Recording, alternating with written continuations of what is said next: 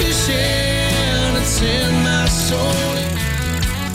Welcome to the Salt Strong Podcast, disrupting fishing entertainment as you know it. Prepare to laugh. Prepare to get to know fishing legends in a whole new and unfiltered way. And on occasion, you might even learn a thing or two about fishing. Here's your host, Joe Simons. Like diamonds.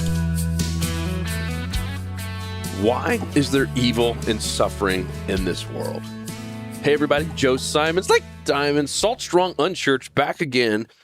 And the question is, why is there evil? Why is there suffering in this world? Why do so many bad things happen, and including bad things happening to good people, right? I remember struggling when I first found out I had cancer, and I remember praying, I was like, God, why me? And it can quickly get into this whole, man, God, if you're so great, why is this happening? Why don't you heal me? Why am I going through this? Why did I lose my grandparents? Why did I lose my spouse? Right? I mean, I hear that from people all the time. They'll email me. Joe, I'm really struggling to understand God. Why did he take my spouse away? Why did I lose my child? And I'm not supposed to outlive my child. Well, why? If God's so great and he loves us, why would he let that happen to me? And that's tough.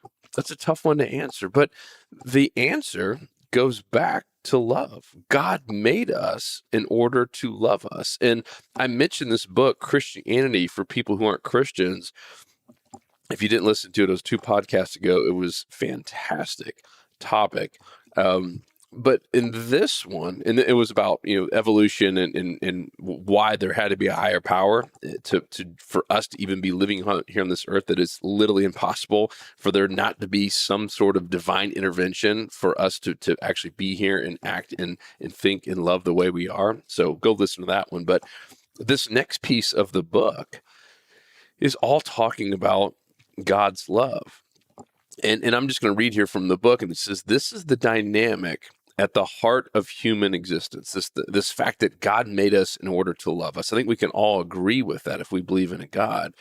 Now, God could have made me or you love him, right? God could have forced that love, just like we could create a robot, right?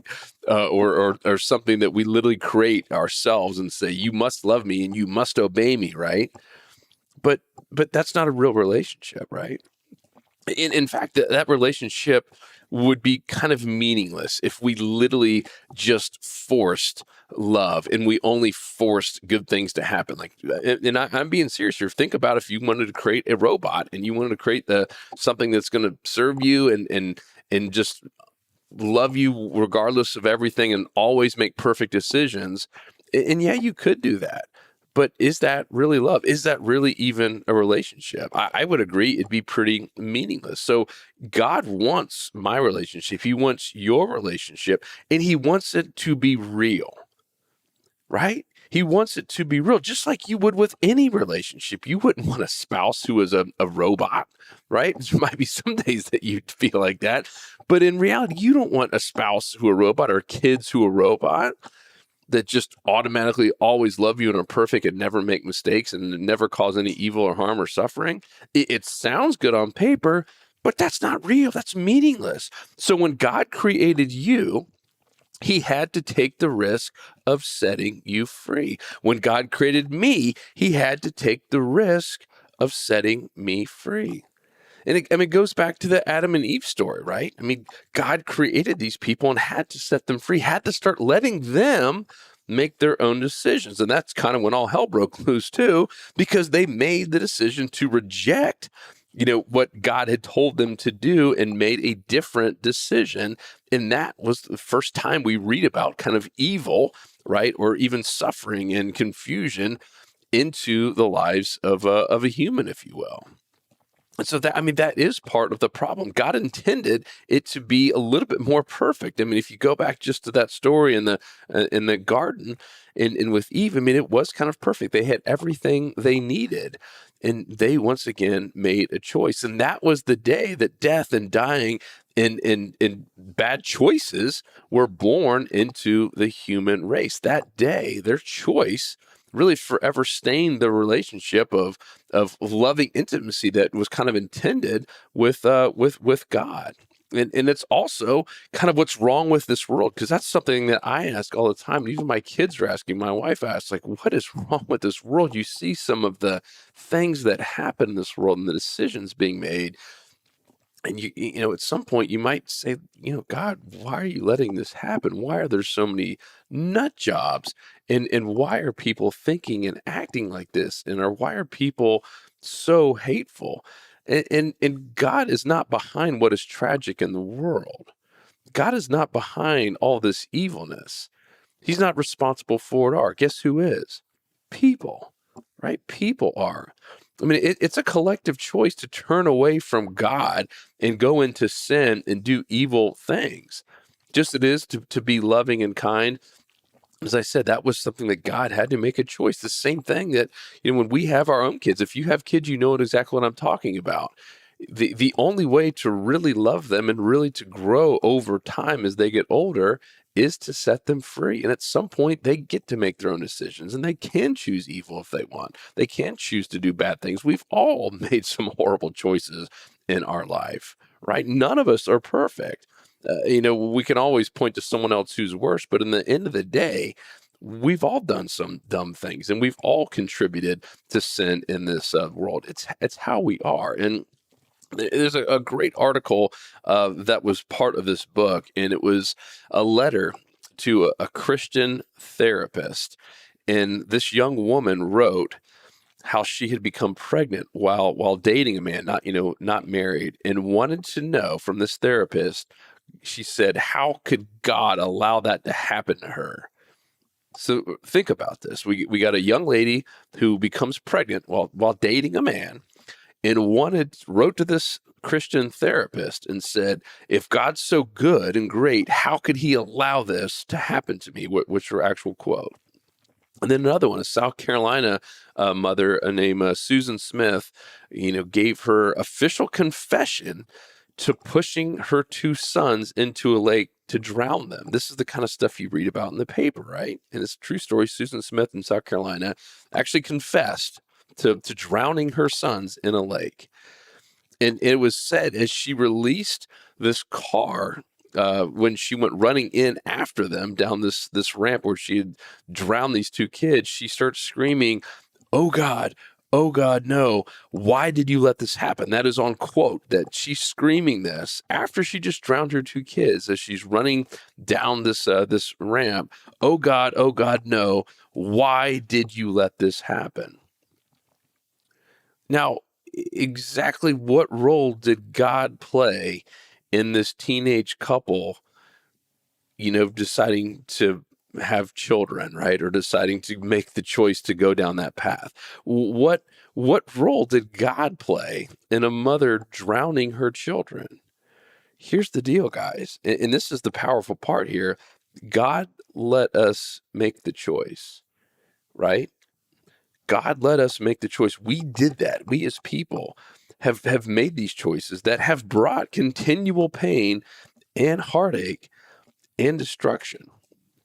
That's really what it comes down to. And I think a lot of people miss that, right? We see all these crazy things that happen on the evil side of things. And these are choices that, as I mentioned earlier, the only way that God could truly love us is to set us free and let us make our own decisions.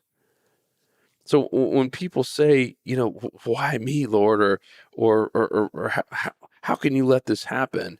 The truth is we're suffering natural consequences of dangerous behavior over years that is kind of guaranteed to produce some bad things every now and then. It probably would have been easier, for God maybe just to say, you know what, it's just going to be easy. Everyone's just going to love. But as you know, especially if you're a mother or a father, you know that regardless of the decisions your kids make, you still love them. And the only way that they can truly be free and make choices is to let them do that and to let them fail sometimes.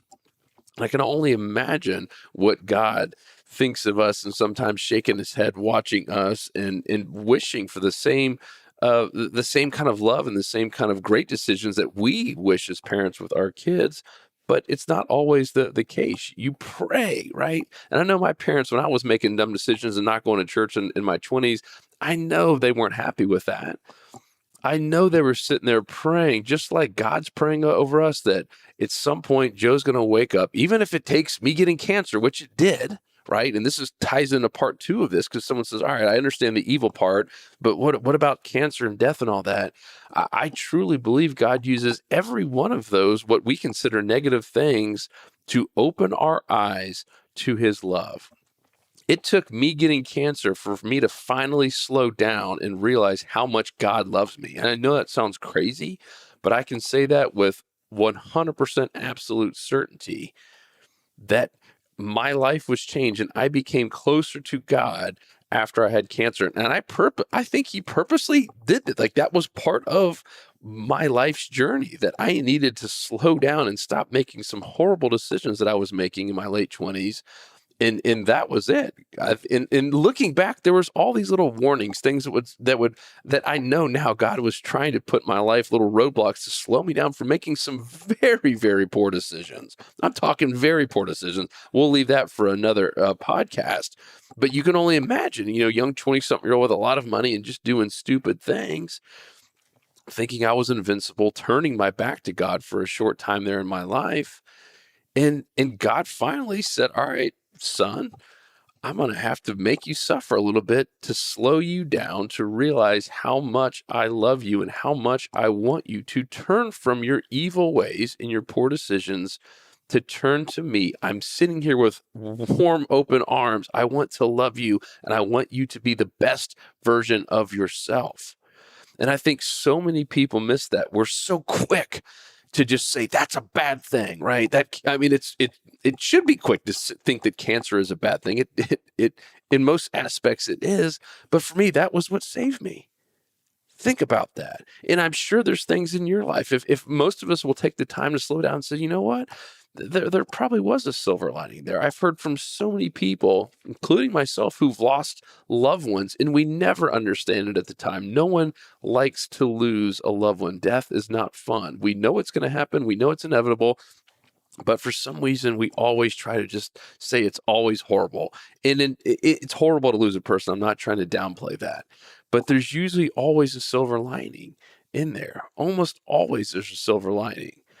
And once again, we know it's going to happen. It's not like, God decided to take someone and no one else, and everyone else is living to infinity. We know it's going to happen. And I take a lot of comfort in knowing that when God calls us up there, he needs us there for a reason.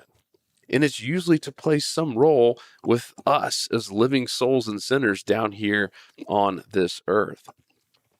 I mean, can you imagine a father who has, let's just say, a troubled child and someone who's making poor decisions, just all of a sudden saying one day, you know what, I wish I had never had that child. I wish I had never brought that child into the world, right? Of course not. Can you imagine not wanting to go through life with someone that you truly love, and especially if it's someone that you created?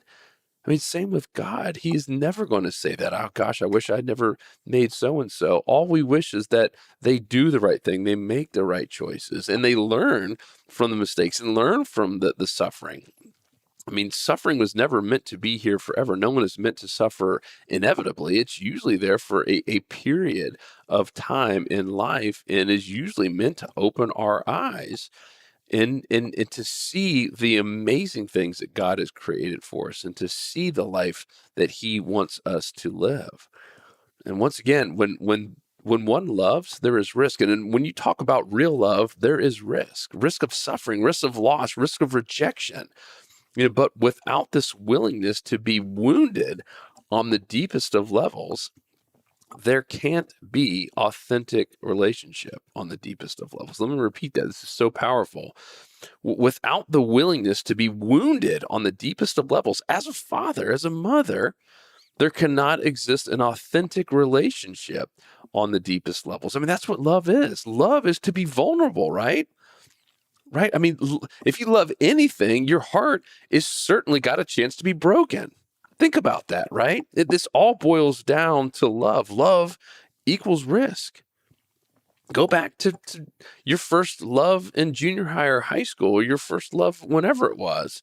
There's a risk, right? There's a risk that person could hurt you. There's a risk that they could break up with you or make you look bad or say something that was hurtful. We know that. And yet we're asking God to treat it differently. I mean, love is risk. And it's also why it's just very glib to say, well, why doesn't God just take it all away? Why can't God just wipe out all evil and literally wipe out every person who's committed sin or committed harm? Think about that. What would happen tonight if God said, you know what? I'm going to get rid of evil? Because we can always say someone's evil, just like you could say, well, man, yeah, I drink a little bit, but so-and-so drinks a whole lot more than me. If we're talking about sin, we're talking about sin. So if you say, God, end all evil right now, and God says, well, all sin is evil, guess who's left tonight? Nobody. You and I, we're all eliminated, right? And that's the point, right?